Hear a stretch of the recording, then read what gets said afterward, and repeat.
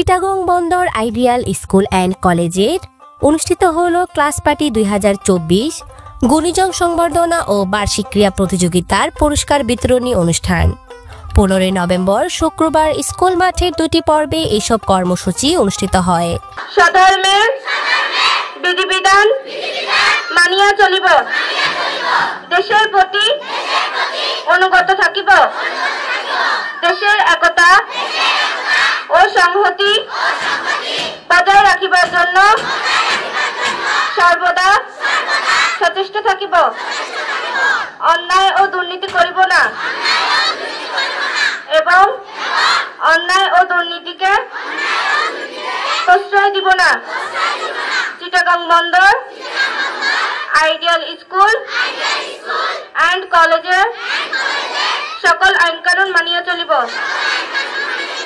সকাল 8টায় জাতীয় সঙ্গীত পাঠ, কোরআন তেলাওয়াত, গীতা পাঠ, ত্রিপিটক পাঠ শেষে আনন্দ রেলের মাধ্যমে শুরু হয় ক্লাস পার্টি 2024।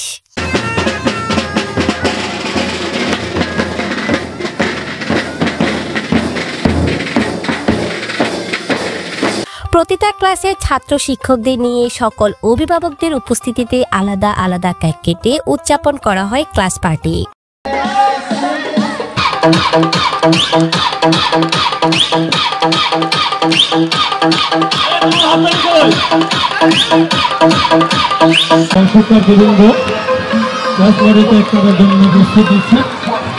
সেই সাথে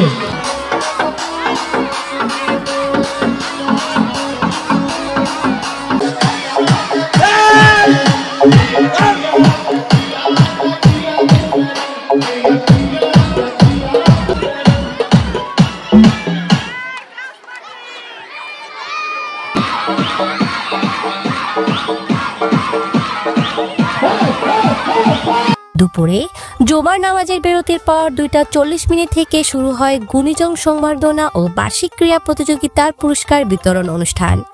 এতে আমন্ত্রিত অতিথিদের মধ্যে উপস্থিত ছিলেন মাধ্যমিক থানার শিক্ষা অফিসার মোহাম্মদ শফিউল আলম, দক্ষিণ হালিশহর আহমদিয়া সরকারি প্রাথমিক বিদ্যালয়ের সাবেক ভারপ্রাপ্ত প্রধান শিক্ষক মোহাম্মদ জামাল উদ্দিন, সাবেক শ্রদ্ধেয় শিক্ষিকা Shipra Rani Bhattacharya, Patenga ideal school and কলেজের অধ্যক্ষ SM দিদারুল আলম এবং আহমদিয়া সরকারি প্রাথমিক বিদ্যালয়ের প্রধান শিক্ষক মোহাম্মদ মোজাম্মেল হক।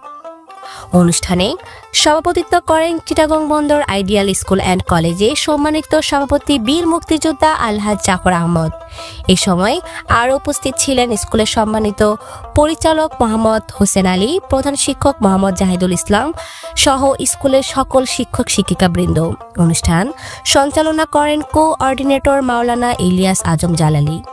ছাত্রছাত্রীদের কবিতা আবৃত্তি, নাট্য অভিনয় ও সাংস্কৃতিক অনুষ্ঠানের মধ্য দিয়ে সন্ধ্যায় অনুষ্ঠান সমাপ্ত হয়।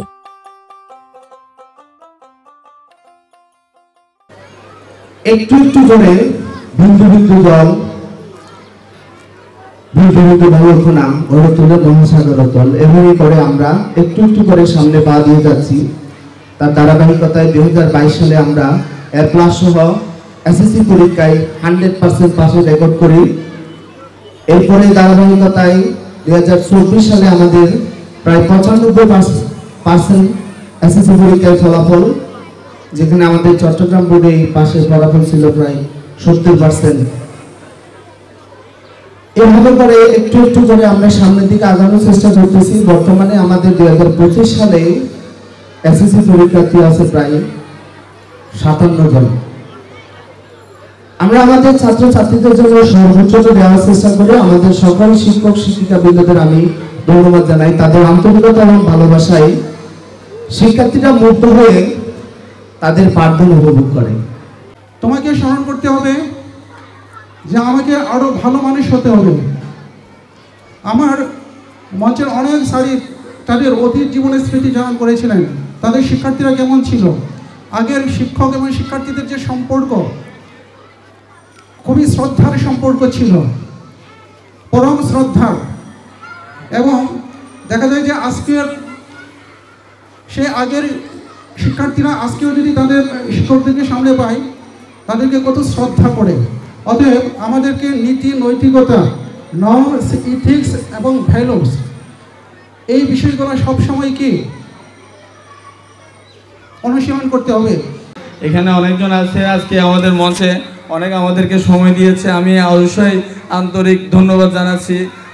অনেক আজকে শুক্রবার একটা সামাজিক সবার একটা কাজ, পারিবারিক কাজ থাকে, এরপরও আমাদেরকে এখানে এটাও সামাজিক দায়বদ্ধতার কারণে আজকে সবাই মঞ্চে উপস্থিত হয়েছে, তাদেরকে আমি আন্তরিকভাবে ধন্যবাদ জ্ঞাপন করছি।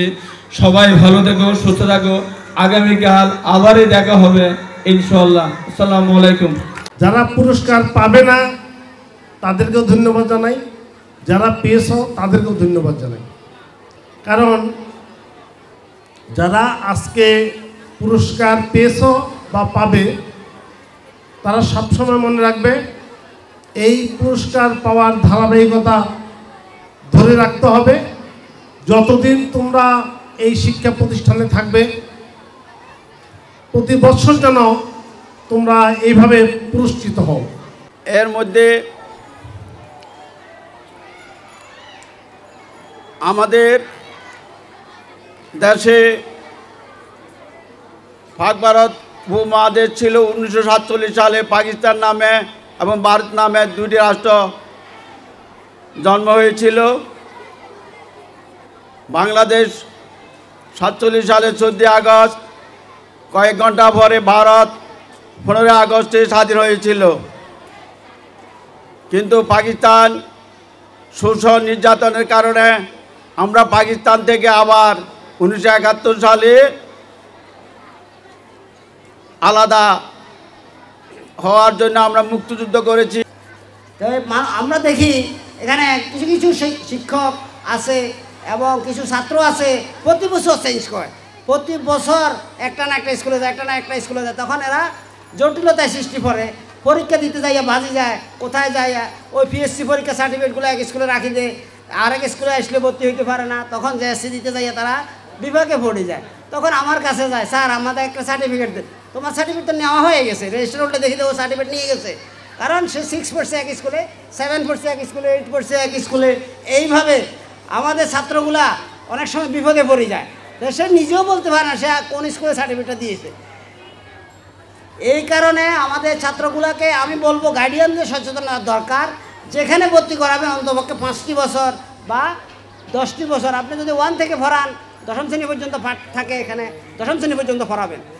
আপনাদের ব্যস্ততার মাঝেও আজকে আপনারা উপস্থিত হয়ে আমাদের কোমলমতি ছাত্রছাত্রীদেরকে যে উদ্দীপনা দিয়েছেন সেজন্য সকলের পক্ষ থেকে আপনাদেরকে ধন্যবাদ মোবারকবাদ জানাচ্ছি।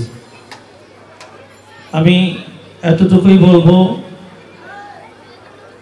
যার অক্লান্ত পরিশ্রমের বিনিময়ে এই সুন্দর বিদ্যালয়টি এতদূর পর্যন্ত এসেছেন, ওনার নাম হচ্ছে জনাব হোসেন আলী স্যার।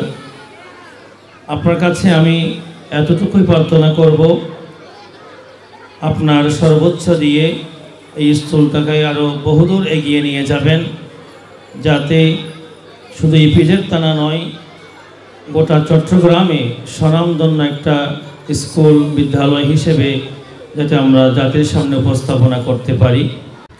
সেই অভিভাবকরা আজকে ছাত্রছাত্রীদের যে পরিশ্রম করে দিনের পর দিন, যে ছাত্রছাত্রীর যে লেখাপড়ার পিছনে যারা সময় ব্যয় করতেছে, তারা অবশ্যই একদিন সুফল পাবে।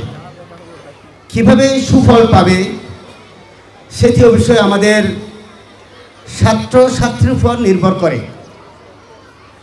আজকে চিটাগাং বন্দর আইডিয়াল স্কুল থেকে যারা কলেজ লেভেলে চলে যাবেন, কলেজ লেভেল পরে যারা উন্নত ডিগ্রির জন্য বিদেশ পাড়ি দিবেন, সেদিন আমি মনে করব চিটাগাং বন্দর আইডিয়াল স্কুলের পরিচালনা কমিটি সহ সকল শিক্ষক শিক্ষিকার উপর যে একটা সুনাম বই আনবে এই বন্দর আইডিয়াল স্কুলের বিশেষ করে ছাত্রছাত্রীরা।